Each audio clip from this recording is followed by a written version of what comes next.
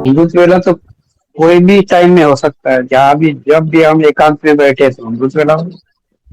अमृत वेला देखिए, ड्रामे के अंदर हैं तो हम बंधे हैं। अब ड्रामे के हम बाहर हम कितने समय रहते हैं, ये तो हमें ही देखना है ना। बात समझिएगा, बात इसमें समझने की बात है। हमारी कॉन्शियसनेस, अच्छा। हमारी चेतना कितने समय तक जागृत रहती है, वो समय में ही हम कोई कार्य करेंगे तो ही अमृत निकलेगा। अब ड्रामे में ही रहते हैं और कभी भी कोई चिंतन करेंगे तो अमृत नहीं निकल सकता, ये पक्की बात है। आप इसको ट्राई सही। करके देखिए। वो हमें देखना है, इसीलिए महावाक्यों में एक बात बोली जाती है कि जो सुबह का समय होता है, अमृत वेले का समय होता है, वो खास तौर पे उसमें सभी सोए रहते हैं। हम्म, तो बात उसमें सही। जो मनुष्य, अदर अदर मनुष्य होते हैं, वो सोए रहते हैं, हम जगे रहते हैं उसमें। ये जो बात बोलते हैं वो स्थूल बात तो लगती है, पर इतनी इम्पोर्टेंट नहीं है। इससे ज्यादा इम्पोर्टेंट है कि जो जागृति के स्तर होते हैं ना मनुष्यों के, वो अलग अलग लेवल पर होते हैं। ठीक है, समझिएगा, अलग अलग लेवल्स पे होते हैं। तो जिस लेवल पे, ऊंचे लेवल पे किसी की जागृति है, तो उसके लिए नीचे वाले सोए पड़े हैं।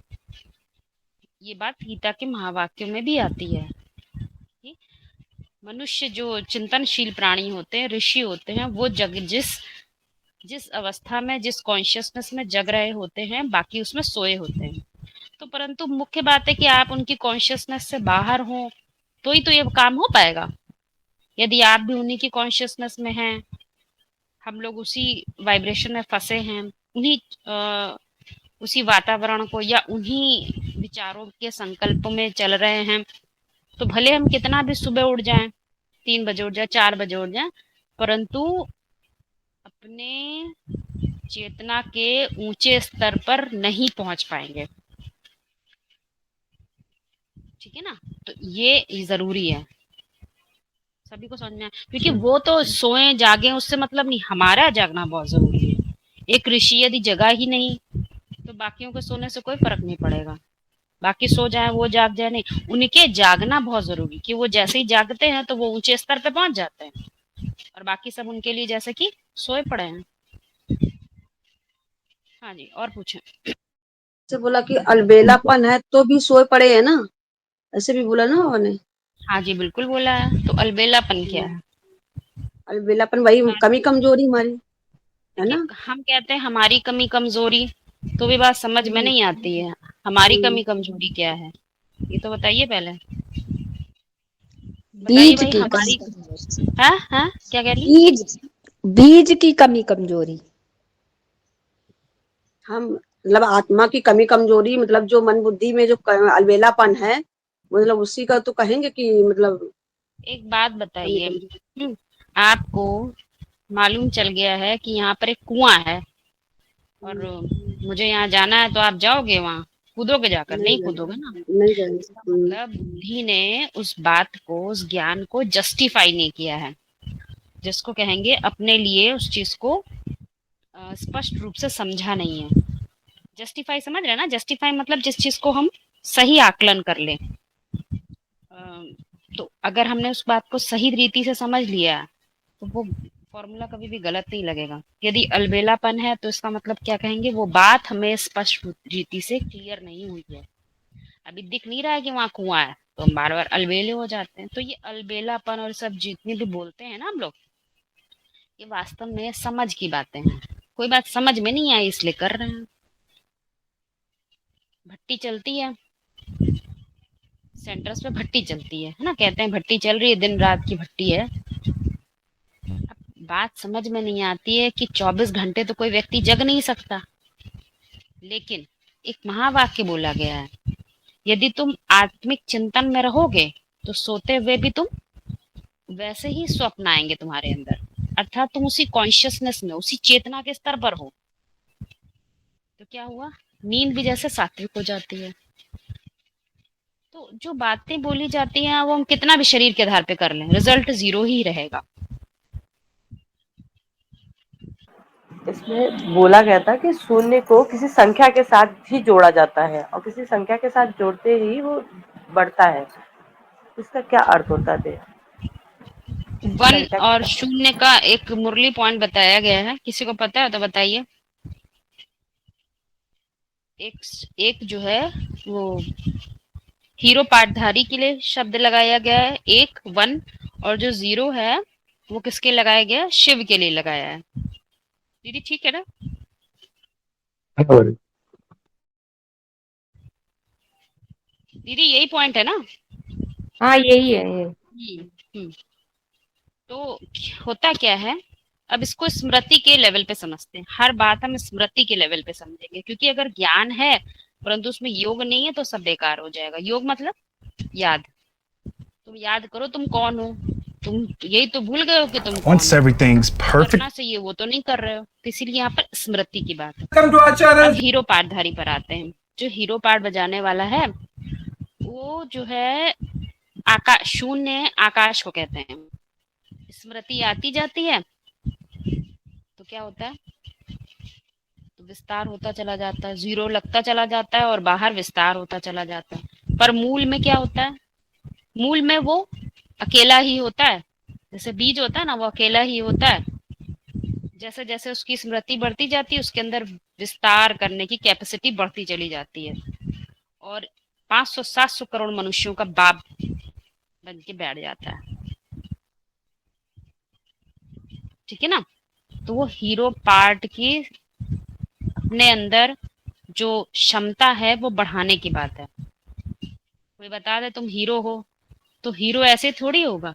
अरे उससे स्मृति भी तो आज आए। आकाश, काश मतलब स्मृति का तेज उसका बढ़े, तो तेज कैसे बढ़ेगा? ज्ञान से। जैसे जैसे उसे सत्य के ज्ञान का पता चलता जाएगा उसके अंदर वो क्षमता बढ़ती चली जाएगी, बीज परिष्कृत होता जाएगा। अभी जीरो लग रहे हैं, होंगे नहीं कि हम 10 का 100, 100 का 1000 कमा लें यहाँ पर। क्योंकि कोई भी उपलब्धि, भौतिक जगत की कोई भी उपलब्धि ड्रामे से बाहर नहीं होती। ड्रामे से बाहर केवल वो हीरो पार्ट अपने पार्ट को पहचानता है, तो अपने अंदर क्षमताएं बढ़ाता है, ऊंचे से ऊंचे उठने का प्रयास करता है, बीज परिष्कृत होता जाता है। जितना बीज परिष्कृत होगा उतना ही उसके अंदर बाह्य जगत में ऊंचे से ऊंचा पाड़ बजा पाने की क्षमता बढ़ती चली जाती है। स्पष्ट हुआ आपको? बीज का जो परिष्करण होता है तो वो ड्रामे के अंदर होता है कि ड्रामे के बाहर? ड्रामे के बाहर। बीज झाड़ के अंदर दिखता कहाँ है? बीज अंदर है ही नहीं। आप पूरा वृक्ष देखिए उसमें बीज होता है, आखिरी जो फल निकलता है उसके अंदर होता है। भी बता दो, जब शून्य भी को जब भाग दिया जाता है 1 से तो हाँ वैल्यू 0 आती है, ये बताइए भी बताइए। बता दो। देखिए, शून्य और 1 के लिए कॉम्बिनेशन के लिए मुरलियों में क्या बोला गया है कि 0 है सुप्रीम सोल और 1 बताया है अलफ को, मनुष्य सृष्टि के बाप को। तो अलफ जब पुरुषार्थ करके जब संपन्न बनता है तो सुप्रीम सोल क्या करता है, उसको आगे कर देता है। जब तक संपन्न नहीं था तब तक सुप्रीम सोल बाप आगे था, यानी कि 0 आगे था। तो 0 को 1 से अगर भाग दो तो वैल्यू 0 आती है, मतलब वो 0 ही है। और जब 1 जो अलफ है 1 वो पुरुषार्थ करके संपन्न बन जाता है तो सुप्रीम सोल उसको आगे कर देता है। तो मनुष्य सृष्टि का बाप क्या हुआ सुप्रीम सोल के लिए? साकार हुआ ना, और सुप्रीम सोल निराकार है तो साकार को आगे कर दिया। साकार माने माता, माता गुरु को ऊपर रख दिया, खुद नीचे आ गया। तो 1 को जब 0 से भाग देंगे तो क्या हो जाएगा? इनफाइनाइट, अनंत उसकी वैल्यू हो जाती है। इसी 1 की स्टेज नीचे है और ब्रह्म, इसीलिए बोला ब्रह्मा के संकल्पों से सृष्टि रची, अर्थात परम ब्रह्म स्वर्ग के गेट भी ब्रह्मा के संकल्पों से ही खुलते हैं, शंकर और विष्णु के संकल्पों से नहीं। तो यहाँ कैसा हो गया? 1 माने फीमेल वर्जन, उसको साकार कह लिया, और शून्य माने मेल वर्जन, निराकार। तो साकार जब पुरुषार्थ करके संपन्न बन जाता है तो साकार आगे हो जाता है, 1/0 हो जाता है, तब वो वैल्यू है अनंत आ जाती है। इसीलिए क्वेश्चन पूछा है मुरली में, ड्रामा जड़ है या चैतन्य? तो बोला अगर जड़ कहें तो बाबा ऐसे क्यों कहते हैं, मैं तो ड्रामा के बंधन में बांधा हुआ हूं। फिर ये भी बोला है बाबा ने कि ड्रामा ही तुमको पुरुषार्थ कराएगा, तो जड़ चीज कैसे पुरुषार्थ करा सकती है? तो इससे क्या साबित हो रहा है, जब तक आत्माएं यानी मन बुद्धि में जड़ता है, जड़त्वमयी है, हम पुरुषार्थ करके संपन्न नहीं बने हैं, तब तक हमको ड्रामा को चैतन्य समझकर आगे रखना पड़ता है। तो वो चैतन्य पुरुषार्थ में पुश करता है। जब तक साकार निराकार जो साकार है पुरुषार्थ करने वाला वो निराकार स्टेज नहीं पकड़ता है, तब तक ड्रामा को आगे रखना पड़ता है। इसीलिए बोला है सुप्रीम सोल भी ड्रामा के बंधन में बांधा हुआ है। कब तक बांधा है? जब तक वो साकार पुरुषार्थ करके संपन्न नहीं बन जाता है। और जब बीज रूप आत्माएं पुरुषार्थ संपन्न करके चैतन्य बन जाते हैं तो ड्रामा क्या हो जाता है, उनके लिए जड़ हो जाता है, उसे पीछे कर दिया जाता है। ड्रामा माने प्रकृति, क्योंकि तब आत्मा प्रकृति जीत बन जाती है और ड्रामा प्रकृति पति का कुछ नहीं बिगाड़ सकता। तो संपन्न पुरुषार्थी प्रकृति पति हो जाता है ना, तभी तो वो आगे हो गया, ड्रामा पीछे हो गया। ड्रामा प्रकृति पति का कुछ नहीं बिगाड़ सकता है। इसीलिए मुरली में बोल दिया महाकाली सबको गिराएगी लेकिन प्रकृति पति को नहीं गिरा सकती है। तो ये 0 और 1 का खेल चलता है।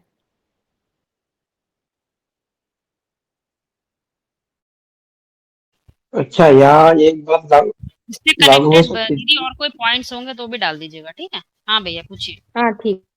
हाँ, जैसे बाबा ने बोला, शिव सुप्रीम सोल ने बोला है कि मैंने रिटायरमेंट ले लिया, तो ये बात यहाँ लागू होगी?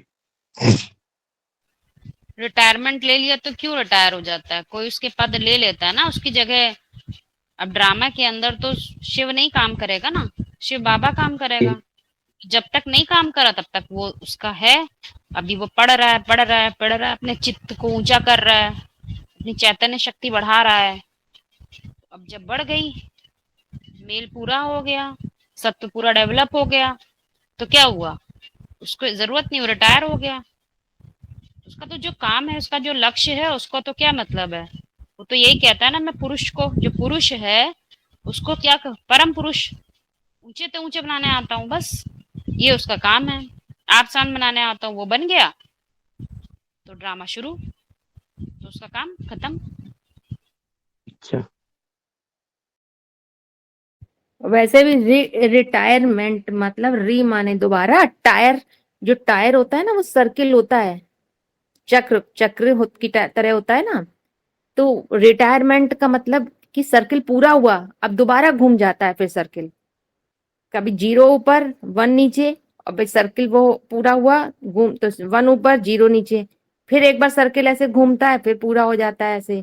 तो ये सर्किल पूरा हो, रिटायरमेंट मतलब एक सर्किल पूरा हुआ फिर से शुरू हो जाता है। साइक्लिक प्रोसेस है ना ड्रामा। कोई ना कोई उसकी जगह लेता रहेगा।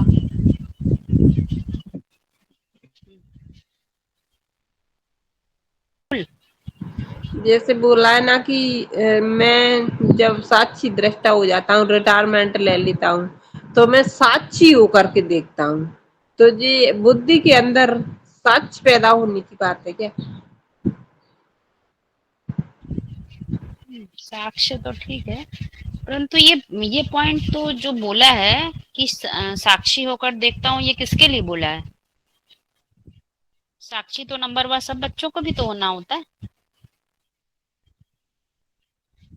इसी पॉइंट के साथ बोला है ना कि जब मैं रिटायर संपन्न बन जाता है तो मैं रिटायरमेंट ले लेता हूँ, लेकिन फिर मैं साक्षी होकर के देखता हूँ। हाँ, तो साक्षी होने के बाद देखिए एक चीज याद रखिए कि मुरलियों में जो पॉइंट बोला जा रहा है, जैसे करके देखता हूँ, करता हूँ, जब इस तरह के शब्द आ रहे हैं तो किसी ना किसी साकार पे लगेंगे ना, जिसने ज्ञान को बुद्धि में साकार किया उस पर ये लगेंगे, ऐसा करता हूँ, देखता हूँ।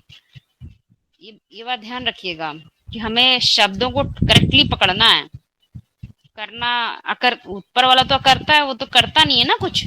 तो जब साक्षी होने की बात है, साक्षी दृष्टा की बात है, तो वो नीचे वाले की बात है, ठीक है ना? तो वो जब उसको ये दिखाया जा रहा है कि वो जब ड्रामे से बाहर है तो साक्षी दृष्टा है।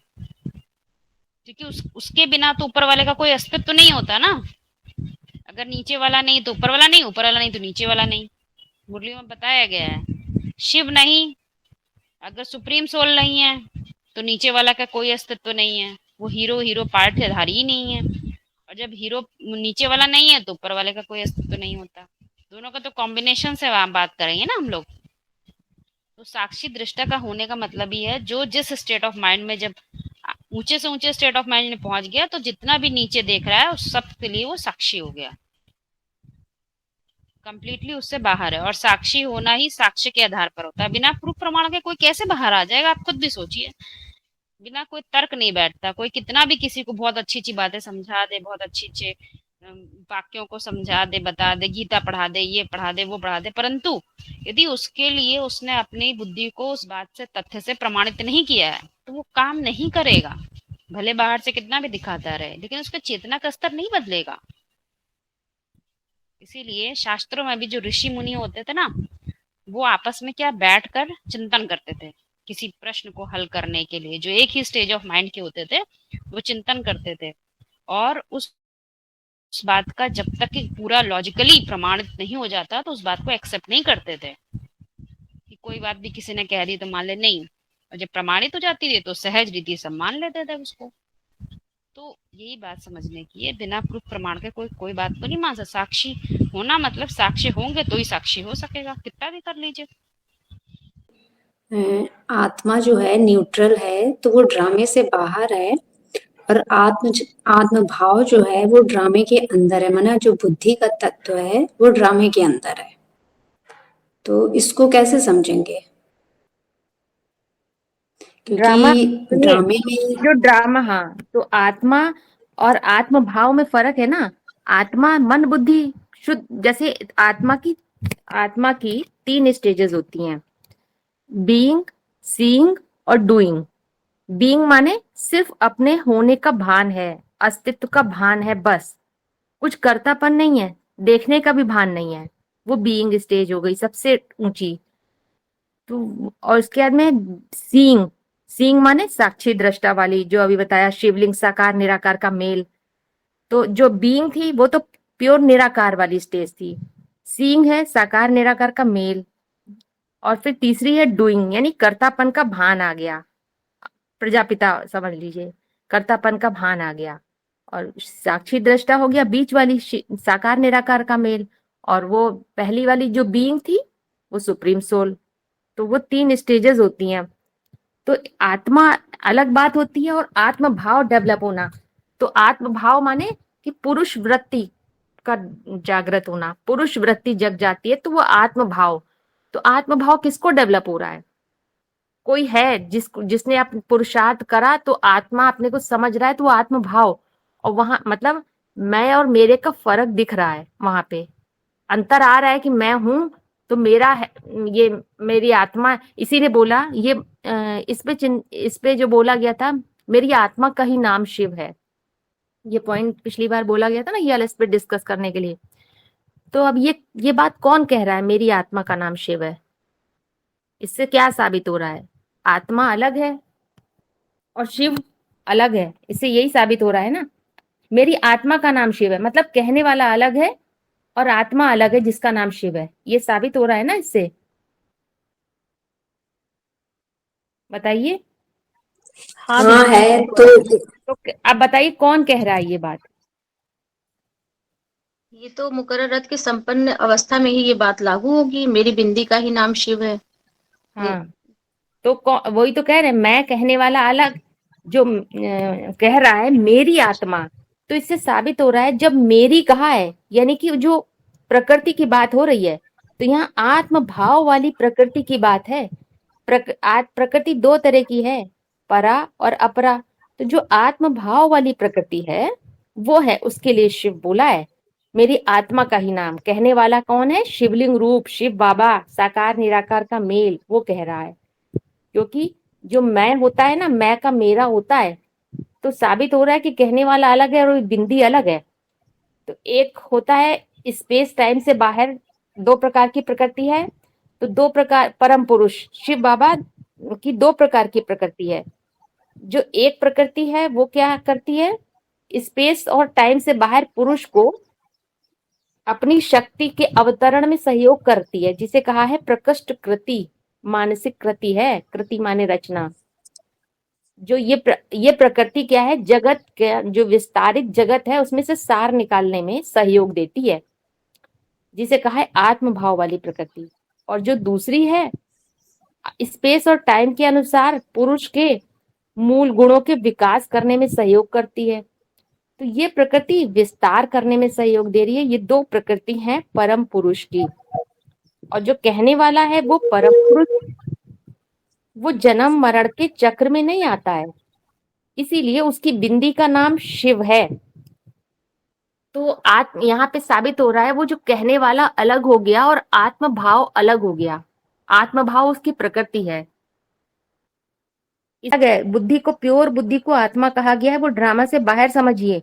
और यहाँ पे वो न्यूट्रल स्टेज हो गई ना। हाँ, वो न्यूट्रल है। और जो मन है वो दो तरह की प्रकृति से बंधा हुआ है, समझ लीजिए, कार्य करता है। जब ऊपर बुद्धि के से कनेक्ट हो जाता है तो वो ऊर्ध्वमुखी हो जाता है, तब वहां आत्म भाव वाली प्रकृति कार्य करती है। और जब इंद्रियों से, देह से कनेक्ट हो जाता है, देह की इंद्रियों से, तो अपरा प्रकृति कार्य करती है।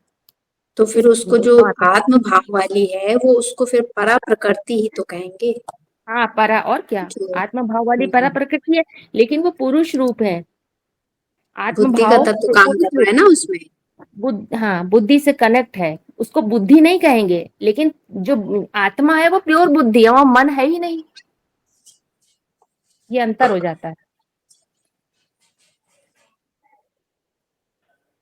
इसमें एक पॉइंट ये लग रहा है, जैसे आपने समझाया ना कि वो जो प्रकृति काम करती है उचित स्टेज में, और जैसे शिव बाबा ड्रामे के अंदर भी है, शिव बाबा ड्रामे के बाहर है, तो ये बात बोली जाती है ना, शिव बाबा है पुरुषार्थी और शिव बाबा है पुरुषार्थ कराने वाला।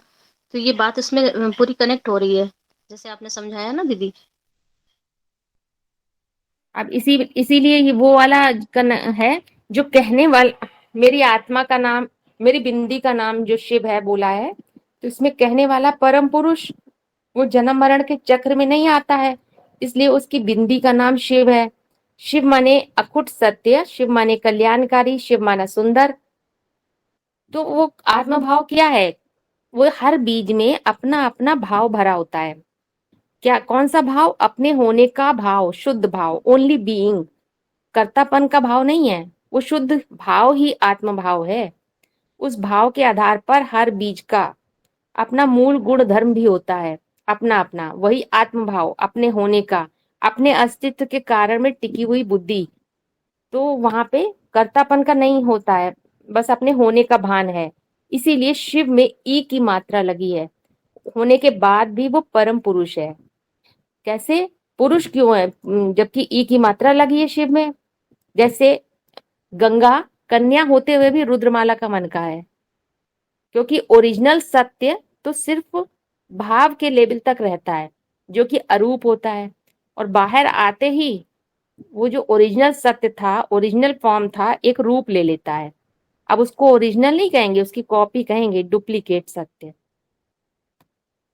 इसीलिए जो शिवलिंग में दो चीजें हैं, शिव और लिंग।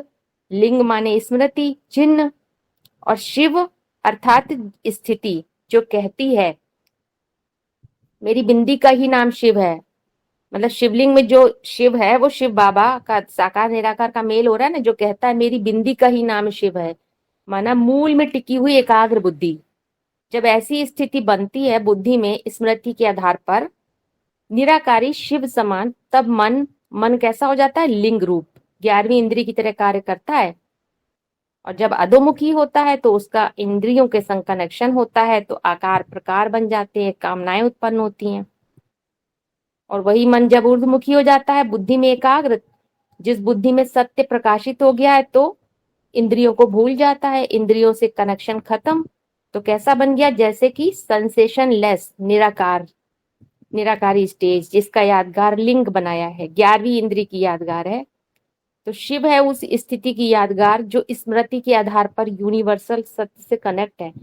उसमें कभी बदलाव नहीं हो सकता है स्थान और वायुमंडल के आधार पर, क्योंकि बुद्धि में सत्य स्थापित हो गया है और मन उसमें एकाग्र है, तो उस स्टेज का यादगार है शिवलिंग, जिसमें मन का कनेक्शन किसी देह भान से नहीं है, किसी इंद्रिय से नहीं है। उस स्टेज में मन की चलायमानी बंद हो जाती है।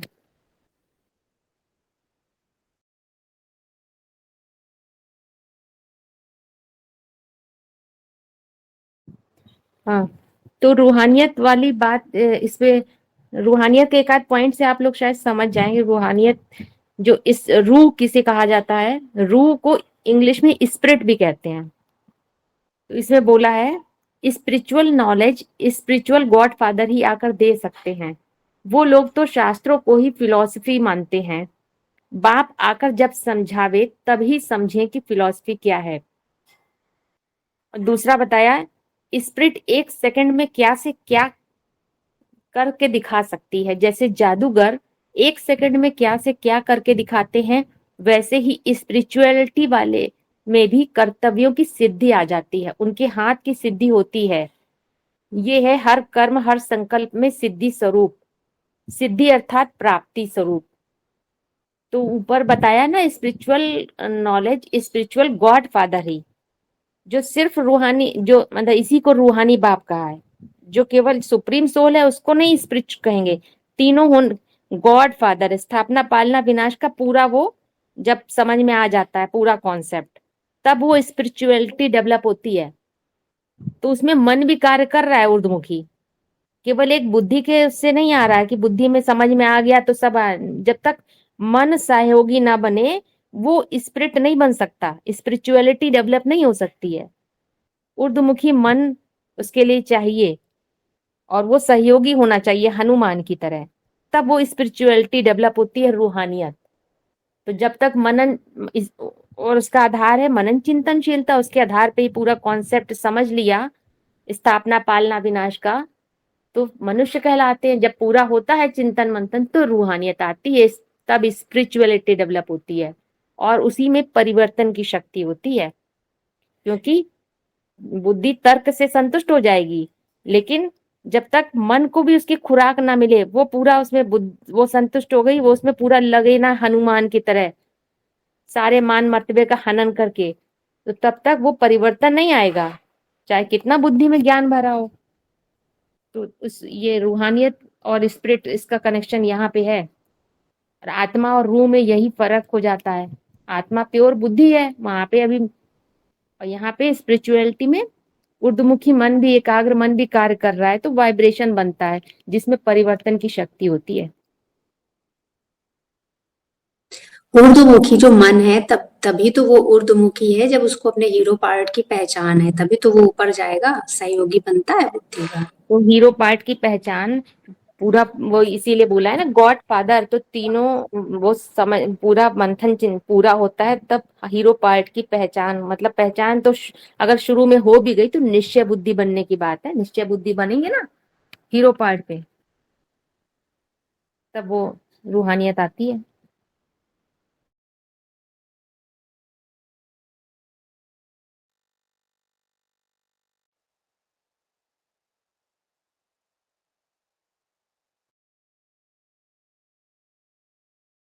ठीक है। प्रश्न है कि आत्मा की 3 स्टेजेस हैं, उनको कहा जाता है कारण शरीर, सूक्ष्म शरीर और स्थूल शरीर। फिर इस बात को, कारण को कैसे समझे, ये समझने की बात है कि कारण को कैसे देखें, क्या समझे हम, कारण क्या है। दुनिया में हम जीते हैं तो ऐसे ही जीते हैं, सब जी रहे हैं, जो हो रहा है हमारे साथ सो हो रहा है, जो कर रहे हैं कर पा रहे हैं वो कर रहे हैं, जो नहीं कर पा रहे हैं उससे हमारा कोई कनेक्शन नहीं है, कह देते हैं हमारी किस्मत में नहीं है। तो इस तरह की कॉमन सोच होती है। कॉमन सोच आज भी हमारे समाज में डेवलप हुई पड़ी है। इसी सोच के आधार पे बहुत कुछ चल रहा है, क्योंकि क्या नहीं जानते, अपने होने का कारण नहीं जानते। एक ड्रामा होता है, उसमें भी किसी न किसी, चाहे कोई भी रोल प्ले कर रहा हो, छोटे से छोटा बड़े से बड़ा, परंतु उसको रोल प्ले करने का कोई ना कोई कारण होता है। बिना कारण के तो कोई नहीं आ सकता। और ये सब प्रैक्टिकल बातें आपको तो समझ में आ रही होंगी ना। तो बिना कारण के तो कोई, लेकिन अब खास बात है कि दो चीजें हैं। एक होता है हीरो पार्ट, जो हीरो पार्टधारी होता है, हीरो होता है, उसका कारण क्या होता है, और जो एक बाकी जो होते हैं उनका कारण क्या होता है। दो चीजें है ना। हाँ नहीं, कुछ मतलब नहीं है। हाँ हाँ, दो चीजें हैं। दो चीजें है ना। एक हो गया हम्म, हीरो पार्ट।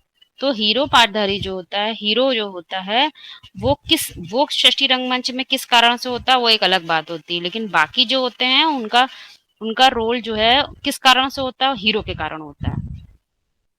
तो जितने बाकी अस्तित्व में होते हैं वो ये बात नहीं सोच पाते। क्या नहीं सोच पाते? कि मेरे होने का भी कोई कारण है। तो वो तीन जो स्टेजेस होती हैं, आत्मा की तीन स्टेजेस हैं, मतलब मन बुद्धि की जो शक्ति काम करती है उसके तीन स्तर हैं। तो वो स्थूल इंद्रियों के आधार पर, स्थूल जो शरीर मिला होता है उससे वो बाहर सोचने का कोई मतलब नहीं होता उनका, क्योंकि उन्हें अपने होने के कारण से कोई कनेक्शन नहीं है सीधा। हम हैं तो हैं, हम जो हैं सो हैं, हम डॉक्टर हैं, हम इंजीनियर हैं, हम जो भी हैं, जितना पैसा है, प्रॉपर्टी है, जो भी अस्तित्व है, हम वो हैं, बस वही हम हैं। इससे ऊपर का कोई कनेक्शन ही नहीं है, मतलब भी नहीं है, और उन्हें सोचने की जरूरत भी नहीं होती है। तो ये तो हो गए स्थूल शरीर तक अपने अस्तित्व को रखने वाले, इससे ऊपर नहीं है। अब आते हैं हम बीज पर। तो बीज की खास बात क्या होती है कि उसके अंदर मनन चिंतन करने की शक्ति होती है। तो और कारण शरीर भी उसी से कनेक्टेड है। तो उसे अपने होने का कारण पहले नहीं पता होता है, उसे कोई ऐसी बात बुद्धि में नहीं होती है। लेकिन जब उससे यूनिवर्सल नॉलेज मिलती है, शाश्वत ज्ञान मिलता है, उसे कुछ उसकी शाश्वतता का पता चलता है, कुछ ना कुछ तो परसेंटेज में पता ही चलता है कि हाँ ये सत्य है। भले शुरू शुरू में उसको पूरा ज्ञान नहीं समझ में आएगा, उसके पूरे उस पर यकीन भी नहीं होगा, लेकिन हाँ कुछ ना कुछ उसको परसेंटेज में यकीन हो जाता है कि ये कुछ ना कुछ सच है। जितनी बात वो समझेगा उसको सत्य मानेगा। तो मुरलियों में एक बात बोली जाती है क्या, कि knowledge is the source of income. जो ये ज्ञान है, जो जानकारी तुम ले रहे हो, ये तुम्हारी इनकम का सोर्स है। हमेशा जन जन्मांतर के तुम्हारी इनकम बनी रहेगी इससे। तो कैसे सोर्स है? तो बताया जो तुम्हारे सूक्ष्म ज्ञान रतन है वो स्थूल रतन बन जाएंगे, ऐसे बता दिया गया। तो ये सब बातें कनेक्टेड होती हैं। जो बल उसके अंदर यहाँ पर जनरेट होता है, जो समझ उसको आती है, उसको क्या कहते हैं? योग बल। ज्ञान जितनी जानकारी उससे तो योग बल आ जाता है उसके अंदर। तो अब जो आत्मा के तीन स्टेजेस हैं उसमें योग के कारण स्मृति उसकी ऊंची चली जाती है, जितनी ऊंची हो सकती है वो उतनी ऊंची यहाँ पर चली जाती है। तो वो बल उसके अंदर भर जाता है, आत्मा का, मन बुद्धि का बल, बुद्धि सूक्ष्म होती चली जाती है। तो बुद्धि जितनी ऊंची चली जाती है वो उतना ही चीजों को, उतना ही अपने नीचे की चीजों को बहुत सहजता से देख सकती है, समझ सकती है, उसका वर्णन कर सकती है। क्योंकि अब वो 10वीं मंजिल पर है तो नीचे की जितनी मंजिलों में जितनी चीजें कवर हो रही हैं वो सब उसको दिखाई देती हैं। यही उसका वास्तविक बल होता है। तो क्या होता है, जब ये हो गया उसका, उसके अस्तित्व का कारण उसे मालूम चलता है, मैं इस दुनिया में क्या, किस कारण से जन्म लिया, उसको अपने होने का कारण पता चलता है। तो वो ऊंचे स्तर पे पहुंच चुका। तो उसको क्या कहेंगे? कारण शरीर। शरीर मतलब बाहर ना जाइए आप लोग, शरीर का मतलब होता है एक देभान। हीरो के हीरो होने का देभान, उसे वही कॉन्शियसनेस आ जाए कि मैं ये हूं। तो बड़ी बात होती है। किसी को ये पता ही ना हो मैं कौन हूं, और जैसा चल रहा है वो चलता ही रहे। और किसी को पता चल जाए, इसी को कहते हैं ज्ञान, जानकारी। तुम्हें पता चल गया तो कि तुम कौन हो, हु एम आई, ये बहुत इंपॉर्टेंट चीज है। तो उसके अपने होने का कारण पता चल गया, तो हो गया कारण शरीर। फिर अब जब कारण का पता चल गया तो ऊंची अवस्था में, तो उसका मनन चिंतनशीलता उसकी बढ़ गई। और आज की नहीं, वो तो जन जन्मांतर के लिए बढ़ गई, क्योंकि उसने स्थिति ऊंची कर ली। दो तरह की ज्ञान होते हैं, एक होते हैं जो विषय, आज जो विषय पढ़ाए जाते हैं ना, अलग अलग विषय, उनका ज्ञान भी होता है। तो किसी कॉलेज यूनिवर्सिटी में जाकर पढ़ाई करते हैं, तो वो जो पढ़ाई करते हैं वो चूंकि लिमिटेड सब्जेक्ट की होती है, लिमिटेड विषयों की होती है, तो लिमिटेड समय तक चलती है। हम जिंदा रहेंगे तो हमें वो याद रहेगा, मर जाएंगे तो भूल जाएंगे, वो याद नहीं रहेगा कि हमने 10 साल तक MBBS का पढ़ाई करी थी, इतनी मेहनत की थी, नहीं याद रहेगा, भूल जाएंगे। यहाँ कितनी मेहनत करके पढ़ते हैं उस चीज को, तो वो जितना पढ़ा वो यहाँ पर यहाँ तक के लिए था। लेकिन ये जो ज्ञान है, जो यूनिवर्सल नॉलेज होती है, वो चूंकि स्थिति को ही ऊंचा कर दिया, पुरुष ही ऊंचा हो गया, तो क्या हो गया, वो हमेशा उसकी जो मनन चिंतन शक्ति होती है वो ऊंचे होने के कारण हमेशा ही उसका दायरा बढ़ा रहता है। वो चीजों को देख सकेगा जो कॉमन मैन नहीं देख सकता है। तो क्या हुआ, जैसे एक हीरो क्या क्या करता है, उसको कोई चीज चाहिए होती है, उसको कोई दुख सुख होना होता है, तो ही तो बाकी जो बाकी पार्टधारी होते हैं छोटे छोटे आजू बाजू के, वो किस कारण से आते हैं, उसी को सुख और दुख देने के लिए तो आते हैं। हर पार्टधारी का डायरेक्टली या इनडायरेक्टली कनेक्शन किससे होता है, हीरो पार्टधारी से होता है। यदि हीरो पार्ट ही ना हो किसी पिक्चर में, आप मूवी देखने जाएंगे, आपको लगेगा ये ड्रामा सही है, आपको कुछ गड़बड़ नहीं लगेगा, इसमें हीरो ही नहीं है, क्योंकि वो मेन जो सेंटर में हीरो होता है उससे ही आपस में सब कनेक्टेड है। पर उसे यदि ये पता ही नहीं है, तो वो जैसे कि उसे पता ही नहीं है कि सुख दुख सब देने वाले सब आसपास जितने इकट्ठे हो रहे हैं, ये मेरे ही कारण से सब मुझे आसपास आ रहे हैं, उसे पता नहीं होता है। और जब पता चल जाता है, तो जैसे कि उसको कारण शरीर का पता चल गया, उसे पता चल गया कि जो सोचने की शक्ति थी, जो सूक्ष्म शरीर मतलब जो सूक्ष्मता में सोच पाने की मनन चिंतन शक्ति होती है, उसको हम क्या कहते हैं, सूक्ष्म शरीर को दिखाते भी कहाँ है, सूक्ष्म वतन में।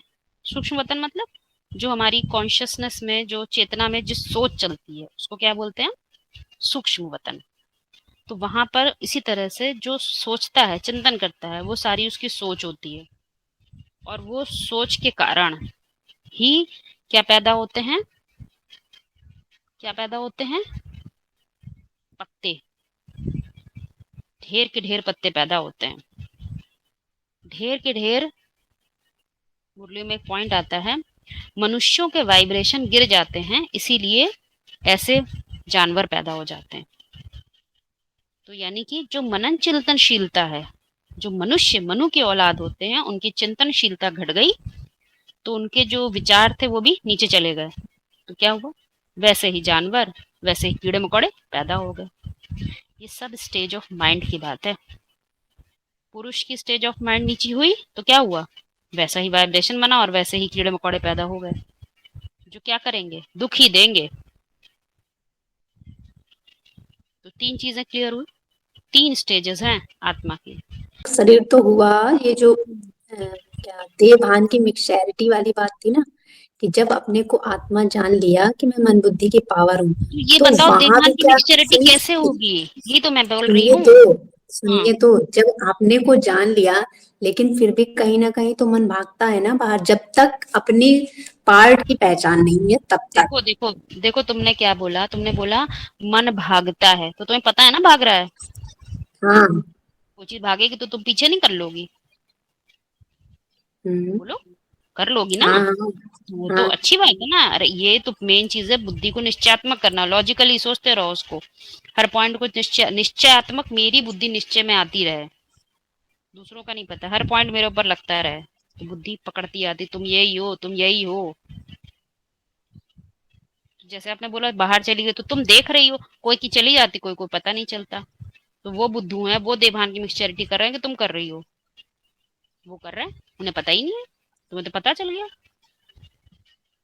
अच्छा, तो मतलब यहाँ पे फिर मिक्सचैरिटी नहीं हो रही, यहाँ पे नहीं कहेंगे मिक्सचैरिटी हो रही। मिक्सचैरिटी देखिए, मिक्सचैरिटी होती है मनन चिंतन में, और मनन चिंतन में जो जैसा होता है, इमली का बीज होगा तो वैसा ही मनन चिंतन करेगा।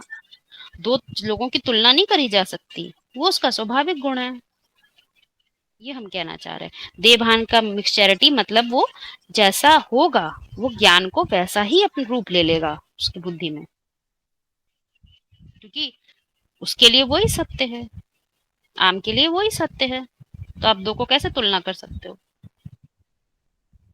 दो में तुलना तो नहीं कर सकते हो कि ये सही ये गलत, नहीं, वो वैसा ही स्वाभाविक रूप से, क्योंकि स्व के भाव में है ना।